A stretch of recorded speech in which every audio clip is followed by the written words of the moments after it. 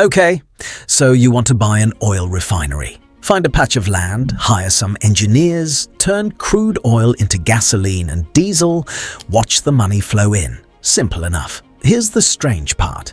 You will never, in your entire life, find a business that buys something for $80 and sells it for $85 and calls that a good day. A business where your single biggest competitive advantage is buying one type of liquid, breaking it apart at 800 degrees Fahrenheit, and reassembling it into a slightly different liquid. A business that processes something the entire modern world cannot function without every single day, and still manages to swing between record profits and catastrophic losses within the same 12 months. By the end of this video, you'll know exactly how that's possible, how refineries actually make money, what the crack spread is and why it will keep you up at night, why the last new refinery built in the United States was finished in 1976, and why a refinery isn't really the business most people think it is. Refineries come in three sizes, and they are three completely different businesses. A small topping refinery, the kind that just distills crude into its basic fractions without much further processing, runs about $50 million to $150 million for around 10,000 to 30,000 barrels per day of capacity. You'll find these scattered across developing markets and rural America. Low complexity, low margin, and the kind of operation that works fine until a slightly bigger refinery in the next state undersells you on gasoline for 18 consecutive months. A mid-sized complex refinery, 100,000 to 200,000 barrels per day, with hydrocracking and fluid catalytic cracking units bolted on, runs $2 billion to $5 billion. Think of BP's Whiting Refinery in Indiana. After a major upgrade completed in 2013, BP spent roughly $4.2 billion expanding it to process heavy Canadian crude. The result was a facility running 430,000 barrels per day, one of the 10 largest in North America. And then there's the top of the pyramid, a world-scale, fully integrated refinery and petrochemical complex. The Dangote Refinery in Lagos, Nigeria, opened in 2023 and cost $19 billion. It processes 650,000 barrels per day, making it the single largest oil refinery on the planet. For that price, you get a self-contained industrial city, 2,500 acres, its own power plant, its own fertilizer complex, its own jetty. Nigeria exports crude oil and was importing gasoline. Aliko Dangote, the richest man in Africa, decided that was insane and built the machine that fixes it. Two more costs nobody warns you about. The first is permitting. In the United States, no new standalone refinery has been built since 1977, not because oil companies stopped wanting them. Because the permitting process, EPA air quality reviews, state environmental assessments, community impact studies, zoning hearings, takes somewhere between 10 and 20 years and costs tens of millions before a single shovel breaks ground. The complexities in the US effectively make new refinery construction a project that takes 10 to 20 years, if it happens at all. America First Refining recently announced a new refinery in Brownsville, Texas. The $300 billion project, described as the largest energy project in US history, is scheduled to break ground in the second quarter of 2026. It has been in planning for years. That's what it takes. The second cost is crude supply. A refinery without a guaranteed crude feed is a very expensive empty building. You need long-term supply contracts with oil producers, pipeline access or marine terminal infrastructure, and enough working capital to have hundreds of millions of dollars of crude sitting in tanks at all times before you've sold a single gallon of gasoline. The Bellagio keeps $150 million in cash on the floor. Your refinery keeps $300 million in crude in tanks, and the crude loses value every time the market moves against you. Now we get to the question that actually matters. Where does the money come from? A refinery does one fundamental thing. It buys crude oil, applies heat, pressure, and chemistry to it, and sells the resulting products, gasoline, diesel, jet fuel, heating oil, petrochemical feedstocks, for more than it paid for the crude. The industry has a name for the gap between what you paid and what you sold: the crack spread. Here's the simplest version: the 3-2-1 crack spread. You buy 3 barrels of crude oil. You crack them into 2 barrels of gasoline and 1 barrel of diesel. The difference between what those refined products sell for and what you paid for the crude, that's your gross margin. If crude is at $80 a barrel, gasoline at $120, and diesel at $110, your crack spread is about $36.67 per barrel. Sounds generous? It isn't. That $36 has to cover your energy costs. You burn enormous amounts of natural gas just to heat the crude. It has to cover your catalyst costs, your chemical costs, your maintenance costs, your labor costs, your compliance costs. A typical large refinery operates on a net margin of $3 to $10 per barrel after everything. Some years, $15. Marathon Petroleum, the largest independent U.S. refiner, achieved a refining margin of $18.65 per barrel in the fourth quarter of 2025, a number analysts celebrated as exceptional. Valero, its closest competitor, managed $13.14 per barrel in the third quarter of 2025. Which represented a 44% surge from the same quarter the prior year. So in a good quarter, you're netting somewhere between $13 and $18 per barrel. Run 300,000 barrels a day, and that's $1.2 to $1.6 billion in annual net operating income. Before debt service, depreciation, taxes, and the $400 million catalytic cracker you have to rebuild every 7 years. But the crack spread is not fixed. That's the thing nobody in this business stops reminding you about. The historical average crack spread is roughly $10.50 per barrel.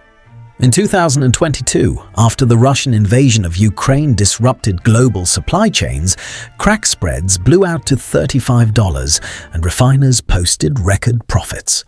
By early 2025, crack spreads had fallen 30%, and Valero swung to a first-quarter loss of $595 million. Same refinery, same equipment, same staff, same crude, different year. Completely different financial reality. This is the fundamental trap of the refining business. You don't set the price of your input and you don't set the price of your output. Both are determined by global commodity markets that you have zero influence over. You are a processing fee business that happens to be exposed to the most volatile commodity markets in the world on both sides of your profit. Here's the part that keeps refinery owners awake at night more than crack spreads. The refinery can kill you. On March 23, 2005, a series of explosions ripped through BP's Texas City refinery during the startup of an isomerization unit. An overfilled tower vented flammable hydrocarbons through an outdated blowdown stack directly into the atmosphere. The vapors ignited. 15 workers died. 180 were injured. Property damage alone hit $200 million, and total liabilities for BP reached approximately $2.5 billion. The investigation found that BP had cut fixed costs at the Texas City refinery by 25% in 1999, exerting financial pressure on managers and making safety improvements increasingly unlikely. They had flagged the blowdown stack as obsolete. They had deferred the upgrade. The saved budget was a rounding error against the eventual bill. This is the economic horror that runs underneath refinery ownership. You can have a great year, strong crack spreads, full utilization, efficient turnaround, and then a single valve fails, a level sensor malfunctions, someone ignores a warning that everyone knew was there. And the liability that follows doesn't just erase the profit from one good year. It erases the profit from a decade. So with all this complexity, all this exposure, all these moving parts, why do people still own refineries?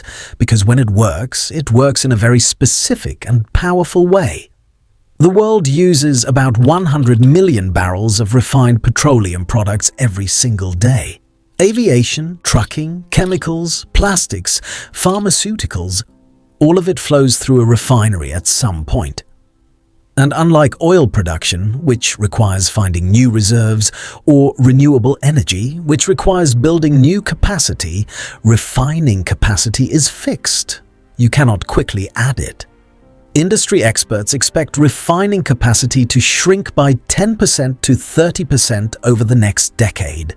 Fewer refineries processing a demand that doesn't decline fast enough means the remaining operators hold structural pricing power. The two biggest failure patterns in this industry are remarkably consistent.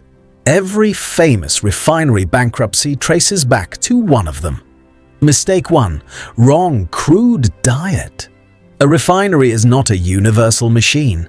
It's configured to run a specific type of crude, light sweet, heavy sour, medium grade, efficiently. Build a refinery optimized for light shale crude and then watch light shale premiums compress.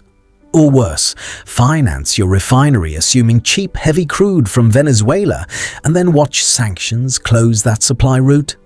The Motiva Port Arthur refinery, one of the largest in the United States, was built as a joint venture between Saudi Aramco and Shell to run Saudi heavy crude specifically.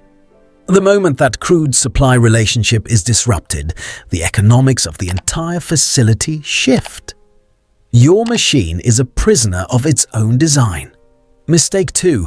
Debt at the wrong moment in the cycle. Refinery margins are cyclical. They always have been. The operators who go bankrupt are the ones who lever up during peak margins, assume that $20 per barrel crack spreads are the new normal, and then watch those spreads compress to $5 while their debt service stays fixed. Integrated oil companies saw downstream earnings drop approximately 50% in 2024 compared to 2023, and about 60% lower than the highs of 2022. The companies that survived that compression were the ones that had maintained conservative balance sheets during the good years, the ones that hadn't spent 2022's profits before they arrived. Time to pull it all together and answer the actual question. How much money do you make if you do this right? 2 scenarios, real numbers. Scenario 1. $500 million for a mid-sized refinery running 80,000 barrels per day. Good year. Crack spread of $15 per barrel. Operating costs of $8 per barrel. Net margin of $7 per barrel. Annual profit, roughly $200 million. Payback, 2.5 years. Then you're printing $200 million a year on a depreciated asset. This is the dream. This is what every independent refiner is chasing. Scenario 2. Same refinery. Bad year, crack spread collapses to $6 per barrel, energy costs spike, an unplanned outage takes you down for 6 weeks, and an environmental compliance review forces an emergency $80 million upgrade. Net operating income flips to a loss of $40 million. And now your good year and bad year are separated by $240 million on the same physical asset with the same employees. This is the actual business, not the average of those two numbers. The violent oscillation between them. Here's a fun fact most people miss. The largest refiners in the world, Valero, Marathon, Sinopec, don't actually just refine fuel anymore. Facilities are increasingly integrating with adjacent chemical plants, converting refinery streams into ethylene and propylene feedstocks, creating margin opportunities that standalone refineries cannot access. A modern world-scale refinery is barely a refinery. It's a chemical manufacturing platform that happens to produce gasoline as a byproduct.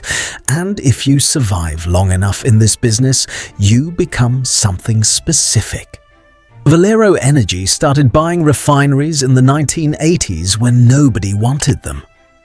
Valero's revenue over the past year was $117.6 billion. $117.6 billion. From the business of buying crude oil at one price and selling the molecules at a slightly different price. That's what scale does in a margin business. That's what patience does in a cyclical one. So if you do decide to buy a refinery, just remember the most important rule of this business.